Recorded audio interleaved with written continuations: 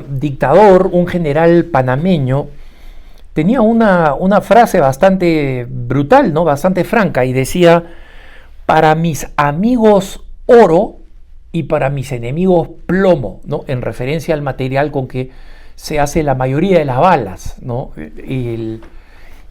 Pero había un dictador peruano más viejo, en la primera mitad del siglo XX, que tenía una frase más interesante, ¿no? Más sofisticada y más peligrosa, porque decía: para mis amigos todo, para mis enemigos la ley. Miren ustedes la ironía, que lamentablemente es muy latinoamericana, ¿no? Si yo le puedo tirar pues los perros a alguien, ¿no? A mis enemigos la ley. Cuando la ley debería pues igualarnos a todos, ¿no? Pero efectivamente, lamentablemente, en malas manos, la ley se puede convertir en un arma contra aquellos que no nos gustan. Y esto es algo que está sucediendo en contra de los católicos y en general de las personas de fe y las personas que creen en los valores de la vida, de la familia y de la libertad religiosa, ¿no? Todos, y de la patria, por ejemplo, ¿no? Todos los que son hoy en día llamados de, entre comillas, extrema derecha, ¿no? Por los medios de prensa. Y son llamados de extrema derecha o cristianos nacionalistas, por ejemplo, todos términos acuñados por el liberalismo extremo antirreligioso de los Estados Unidos, ¿no? Que comenzaron a utilizar este término. Después se comenzó a filtrar en los grandes medios liberales norteamericanos, ¿no? En la cadena MSNBC, el New York Times, el Washington Post, y eso fue suficiente para que los periquitos, pues los loritos liberales de habla hispana, ¿no? Algunos de nuestros periódicos en nuestros países, el diario El País en España, lo copiaran, ¿no? Y hablaran de extrema derecha, hablaran de nacionalistas cristianos, ¿no? Como un término despectivo. Pero lamentablemente eso ha comenzado a influir en algunas legislaciones. De hecho, les hablo de una, ¿no? Que es el derecho a la libertad de expresión en cualquier lugar público. Si nosotros hablamos de una democracia, eso debería estar completamente garantizado, ¿no? Libertad de expresión en un lugar público. Y alguien puede decir: sí, Alejandro, pero mira, que no sea que no sea violento, que no sea disruptivo, todo lo que quieras. Para eso hay leyes, pues. Si yo hago una protesta donde comienzo a romper cosas, ya estoy violando la ley. Esa ley se llama una ley contra el vandalismo, ¿no? Si yo golpeo, ataco a alguien físicamente, ¿no? Entonces estoy estoy violando una ley en contra de la no agresión, ¿no? Física. La agresión física es un crimen, ¿no? Es un delito. Si alguien dice voy a interrumpir el tránsito en una calle, entonces eso significa que estoy violando otra ley contra el derecho al tránsito y al movimiento, ¿no? Entonces, acá estamos hablando de protestas que no violan ninguna de esas leyes y que más bien honra algo que está en la Constitución de todas las democracias, que es la libertad de expresión, ¿no? Entonces, que alguien pueda protestar en un lugar público frente a cualquier cosa, ¿no? Un sindicato que exige pues mejoras laborales en la entrada de una gran empresa, de una industria, etcétera. Trabajadores descontentos con la legislación de trabajo que van a protestar frente a la oficina o al Ministerio de Trabajo de un país, ¿no? Servicios de salud que les son negados a personas con urgentes necesidades de salud y se protesta en la parte externa de un hospital estatal o del Ministerio de Salud. Pero resulta que en varios estados de los Estados Unidos, y ahora se está discutiendo en Inglaterra, en el Reino Unido, y está, digamos, prácticamente aplicado en España, que la libertad de expresión funciona en todos lados y siempre que no sea frente a una clínica de aborto. Curioso, ¿no? Se puede protestar en un ministerio, se puede protestar delante del Congreso, ¿no? Con la distancia de seguridad necesaria, etcétera, pero se puede protestar delante del Congreso. Y si esa protesta incluso cierra las calles, etcétera, se hacen de la vista gorda y nadie mete a la cárcel a los que han estado cerrando la vía pública, violando una ley, ¿no? Porque se considera que la ley de libertad de expresión de alguna manera está por encima, pero específicamente la ley en Inglaterra y en España prohíben rezar frente a una clínica de aborto, específicamente, es decir, no solamente crean una zona de seguridad, entre comillas, que varía en metros, pero es básicamente para que nadie pueda estar cerca de la clínica de aborto.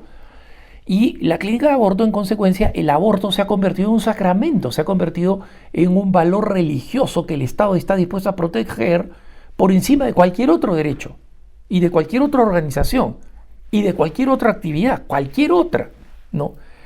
En Inglaterra, antes de que existiera esta ley, una mujer que estaba caminando con su rosario solita, ¿no? Sola, delante de una clínica de aborto,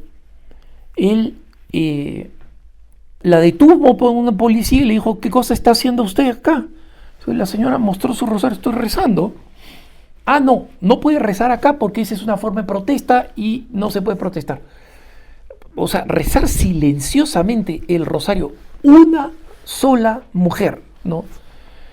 Y la señora ve que hay otra persona que está viniendo en la misma vereda frente a la clínica de aborto, caminando con su perro, paseando su perro. Y esa persona, ¿por qué no la arresta? Porque esa persona no está rezando, está paseando a su perro. O sea, imagínense usted la violación de la libertad de conciencia, no solo de expresión y de movimiento, ¿no? La meten en la cárcel y, por supuesto, los abogados le cayeron encima a la policía, la soltaron inmediatamente. O sea, no la metieron a la cárcel, la llevaron a la estación de policía, ¿no? Pero para llevarla a la estación de policía, ese policía o es un imbécil lobotomizado o es un fanático abortista, ¿no? Porque nadie tiene cómo justificar eso. Entonces, resulta que la consecuencia de eso y el hecho de que a este policía lo hayan tenido que sancionar, ¿no? En vez de decir: miren, vamos a dejar bien en claro que una persona tiene derecho a rezar en la calle, ¿no? No, resulta que quieren pasar una ley según la cual una persona que está de alguna manera expresando crítica al aborto, incluyendo rezar, ¿no? Incluyendo rezar, es una ley que lo prohíbe. Es una persona que está cometiendo un delito, que está violando la ley, ¿no? Entonces, cuando esta persona está frente a una clínica de aborto o caminando por la vereda, ¿no? Si esa persona está rezando de una manera que sea reconocible por la policía, ¿no? Entonces esa persona tiene que ser arrestada. Eso es lo que quiere la ley, eso es lo que está haciendo España, ¿no? Absurdo, completamente absurdo. Y lo que está sucediendo en algunos estados de Estados Unidos, pero eso está aflojándose cada vez más en Estados Unidos, porque los leguleyos, pues, que pasan ese tipo de leyes, saben que están yendo en contra de la Constitución norteamericana. Lo que pasa es que tratan de ganar tiempo a favor de las clínicas de aborto, mientras que las denuncias siguen su camino hasta la Corte Suprema. Pero saben que la decisión de la Corte Suprema, de hecho ya hay una decisión de la Corte Suprema en esa dirección.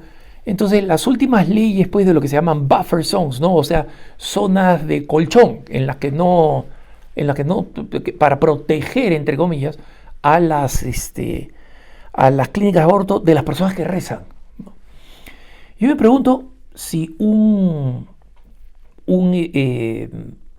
una persona que se declara budista, ¿no? Como saben ustedes que es una religión sin Dios, ¿no? Que es simplemente bueno, unirse al nirvana, al todo, ¿no? Pasa por la clínica de aborto diciendo pues om, om, ¿no? El sonido, digamos, de autoconcentración que forma parte de una de las prácticas de... ¿Esa persona está rezando o no está rezando? ¿Y quién lo va a determinar? ¿Un policía? ¿No? Y lo llevan a la cárcel o no lo llevan a la cárcel. ¿Se dan cuenta de qué cosa sucede cuando la ley se aplica para defender algo que no debería ser defendido de esa manera? O para abusar en contra de un grupo específico. Entonces ahí pues el dictador peruano se termina saliendo con la suya. Para mis amigos todo. Para mis amigos abortistas dirían estos congresos de hoy que pretenden pasar estas leyes, dirían los socialistas españoles, Podemos y toda la tira de corruptos irracionales, eso es lo que quieren, y dirían, y para mis enemigos, los pro vida, la ley. ¿Y ese es el papel de la ley? Ese no es el papel de la ley. Entonces, esa es la razón por la cual los católicos, que sabemos que la ley está yendo contra nosotros, tenemos que batallar por las leyes. Por las leyes. Muchos de ustedes deben estar familiarizados con esta gran organización de defensa de los derechos que se llama hazteoír.org en España, ¿no? Y que bueno, está ya en muchas partes del mundo de habla hispana. Muy bien. Hazte Oír ha tenido varias campañas que les ha costado sangre, sudor y lágrimas porque pasean un autobús por España que simplemente dice las niñas no tienen pene, ¿no? O algún otro mensaje que lo único que hace es decir la verdad biológico-científica. Es decir, no hay ningún insulto contra las personas trans, no. Las niñas no tienen pene. Y hay publicidad en España, en las calles, donde se muestran a mujeres mostrando los senos, haciendo vulgaridades, mensajes extremadamente vulgares de doble sentido, clarísimamente sexuales, y eso es legal. Pero un bus donde se dice las niñas no tienen pene, o sea, para defender la realidad,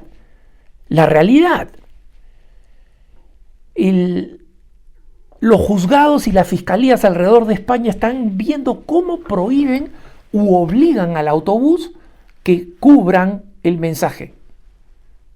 O sea, aplican el sistema judicial, ¿no?, para ir en contra de un derecho que todos los demás pueden celebrar, menos tú.